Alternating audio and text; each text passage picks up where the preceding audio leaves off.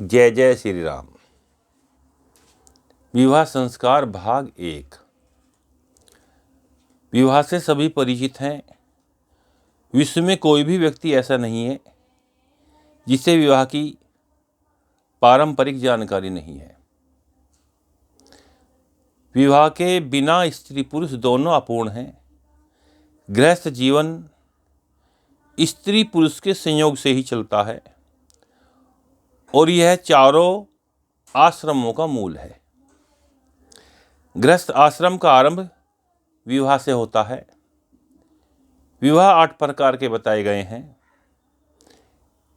जिनमें ब्रह्म विवाह पहला है, जिसका अनुमोदन वेद को जानकर आर्यों ने विशेष रूप से किया है। सनातन परंपरा में विवाह को एक पवित्र बंधन माना जाता है। पवित्र पति पत्नी इसको 7 जन्मों तक निभाना स्वीकार करते हैं। कन्या का पिता भ्राता आदि सुयोग, बलवान, गुणवान, शीलवान, बुद्धिमान वर का चयन करके यथाशक्ति वस्त्राभूषण से सुसज्जित कर अपनी कन्या को विधि द्वारा वर को अपने घर बुलाकर वैदिक विधि पूर्वक कन्यादान करना ब्रह्म विवाह बताया गया है। यह ब्रह्म विवाह है। आजकल विवाह को उत्सव के रूप में मनाते हैं। हमारे 16 संस्कारों में विवाह 14वां संस्कार है। विवाह का उद्देश्य विषय सुख नहीं होता। यह सुख तो विवाह के पश्चात मिल ही जाता है। विषय सुख के अतिरिक्त पत्नी से धर्मचर्या भी होती है। पत्नी के बिना धर्म कर्म आधा अधूरा रहता है, या कह सकते हैं पत्नी के बिना यज्ञानुष्ठान के अतिरिक्त अन्य बहुत से कार्य असंभव हैं, जैसे अतिथि सत्कार, घर के बड़े बूढ़ों की सेवा आदि करना। विवाह संस्कार कराने से मनुष्य 3 ऋणों से मुक्त हो जाता है, जिनमें पहला देव ऋण है, दूसरा पितृऋण और तीसरा मनुष्य ऋण है। पति पत्नी एक दूसरे के पूरक हैं।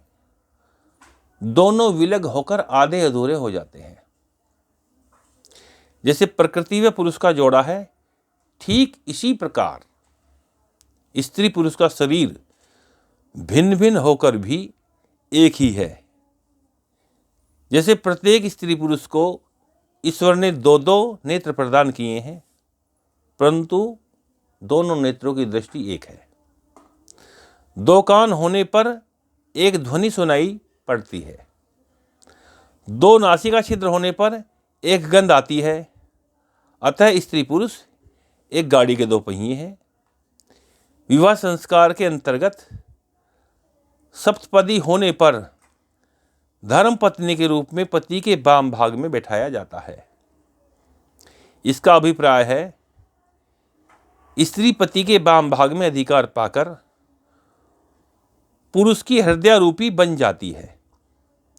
अतः पुरुष पत्नी को हृदय में धारण करता है और अपना हृदय पत्नी को दे देता है।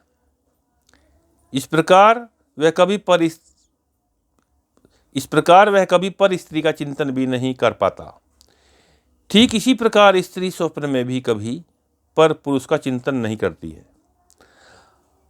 अतः हिंदू विवाह में स्त्री कामना पूर्ति का यंत्र नहीं बनती, मात्र धर्म पत्नी कहलाती है। नियंत्रित काम अर्थात विषय का सेवन करना धर्माचरण होता है। इसी कारण मात्र अपनी धर्म पत्नी के साथ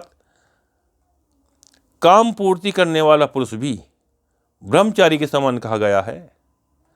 अतः पति पत्नी को धर्माचरण परम आवश्यक है।